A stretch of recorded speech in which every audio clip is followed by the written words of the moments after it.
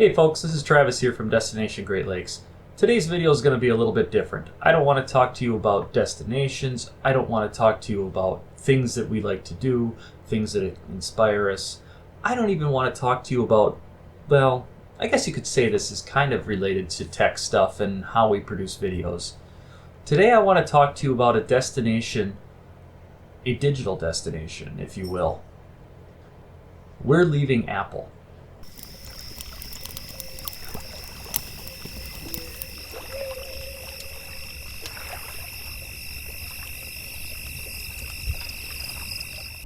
Yes, that's right. You heard correctly. Those of you who know me personally know that I have been an Apple user for close to a decade. I bought my first Apple product ever, actually, Father's Day of 2010. And that was a 2010 MacBook Pro with a Core 2 Duo processor, 4 gig of RAM, and a 256 gig hard drive. That laptop was my daily driver. It went everywhere I went for at least 4.5, 5 years. 5 years. I replaced it close to Father's Day 2015. And the only reason I replaced it is I thought the logic board had gone out while I was student teaching. That laptop got me through college with the exception of the second half of my student teaching. Right in the middle of doing my EdTPA, which is a big assessment that student teachers have to go through. It's their final assessment in order to be licensed as a teacher. That laptop crashed. And the way it was behaving, I was convinced it was a hardware failure, and I wasn't mad. The thing had been my laptop for 5 years. I had never had a laptop last that long. I went out and I bought another Apple laptop. A 13-inch MacBook Pro with an i5 and 8 gig of RAM and an SSD, and we still have that machine. It's Stephanie's daily driver. My current laptop is a 15-inch 2017 Retina MacBook Pro. Quad-core i7 processor, 16 gig of RAM, and again, an SSD. Does everything I ask it to do. Yeah, it gets a little pokey and persnickety. It doesn't scrub as well as I would like when I'm doing video production, but you know what?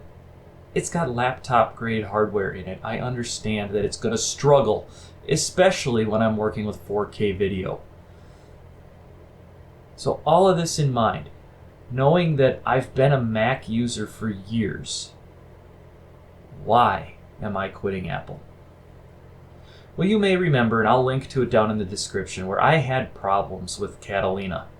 I'm somebody that when a new update comes out, I tend to be a fairly early adopter. Within a week of it coming out, I'm installing it. And this is the first time I have ever had to uninstall an Apple update. That was a new experience for me. And you know what? Removing Catalina so that I could reinstall Mojave was a very frustrating experience because the Catalina installer repartitions your hard drive in all kinds of weird ways, and you can't just unpartition it. I had to do all kinds of trickery and go into the terminal and repartition the hard drive by hand. And that took me close to an hour. It was a very frustrating experience. I'm used to being able to go into the disk utility, click erase, maybe do a little partitioning if I want, and then install Mac OS, and a half hour later I'm back up and running, other than maybe having to install some apps. So that was definitely one of the first strikes. I mean, there's been a couple of disgruntled things, if you will, over the last couple of years. Apple soldering the RAM in so that I can't upgrade it is an example. But in the same token, I've got 16 gig of RAM right now. I really don't need any more. So it's not that big of a deal. So, like I said, Catalina is definitely an issue. I've rolled this machine back to Mojave just because I got tired of the issues I had with Catalina. It was unstable and it always crashed. But even with that, I sat there and did a little soul searching and said, I really know the Apple architecture, and for the most part I like it. So maybe my issues would be resolved if I just bit the bullet and bought a desktop Apple machine. Let's explore that. I think you'll see why that's not an option. So here we are on Apple's website. And the first thing I want to do is I'm going to go click Mac, and I'm going to click iMac because that's a desktop. It's a beautiful all-in-one machine. And I'm going to click Buy because that gives me, in my mind, the easiest way to see what's out there and what's available. I currently have a 27-inch display, or excuse me, a 24-inch display that I'm using with as my external monitor for my laptop. So I'm not too keen on this 21.5-inch option, but I could still use my external monitor and have all the real estate I need. So let's see here. Dual core processor. What? Dual core 7th gen i5? No, that's not an option. Let's look at this one. Quad core. Quad core 8th gen i3. Wait, what? $1,300, standard 1 terabyte hard drive, the same graphics card that I have in my MacBook Pro right now. All right, let's step up one higher. 6 core 8th gen i5. Keep in mind, I want to use this machine for video production, so I'm really kind of looking for a higher end processor here. 1 terabyte Fusion drive. I've worked with these at school. I'm not a fan. I'm not in love with them.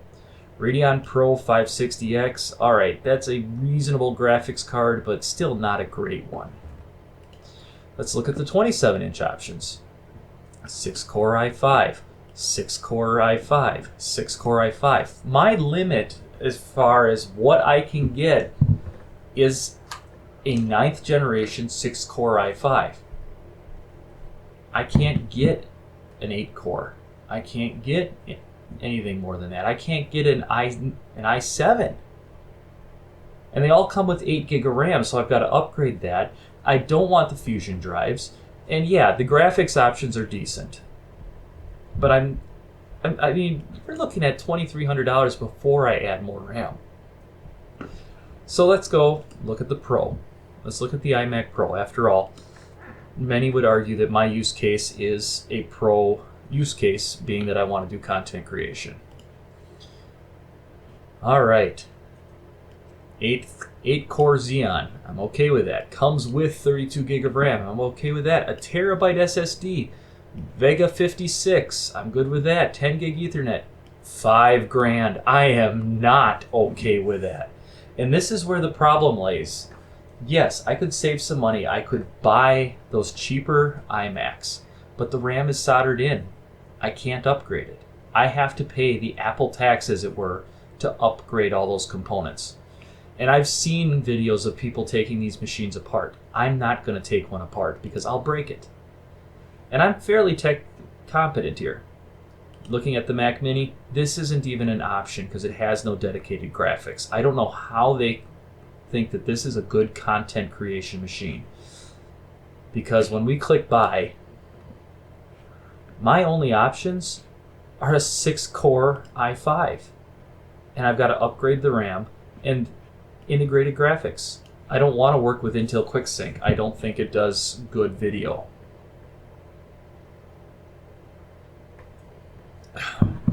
So, as you can see, I feel like I'm kind of stuck between a rock and a hard place when it comes to whether or not I can stay with Apple. I'm not in love with their software. I feel like they're pricing themselves out of what I'm willing to spend on a computer. And I'm usually willing to spend a fair amount. And I feel like their hardware is just stale. So, I'm sorry, Apple. You left me. You don't make a product that I want anymore. And it's too bad because I've enjoyed the last 10 years. So, my current plan is to build my own machine and put Linux on it. I'm an Arch-based... I've always been a fan of the Arch Linux-based distribution, so I'll probably run some version of Arch on whatever I build. I could still run DaVinci Resolve, I could still run OBS, and it actually gives me options that I can't use on Mac, such as OpenShot, Kdenlive, and even hardware rendering on Blender. And really, when you look at the price, $742. I looked a little while ago.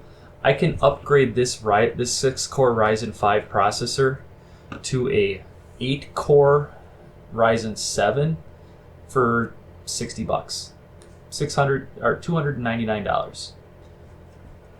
So really, for $800, I can have an 8-core, 16-thread processor, 16 gig of RAM, a Radeon 57, a 256 gig SSD, which in reality is all I need.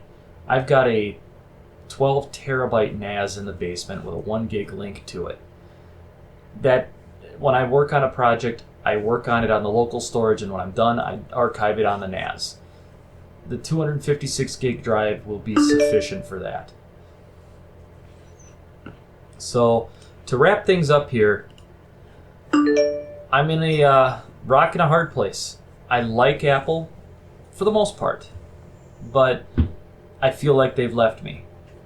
And because of that, I feel like I'm left with no choice but to leave Apple. So our next cyber destination, our next digital destination, is going to be changing how we make videos. Yes, I will still have the MacBook Pro. That'll still be coming to the camper with me. It'll still be doing video editing when we're out camping. Because face it, we make our best videos when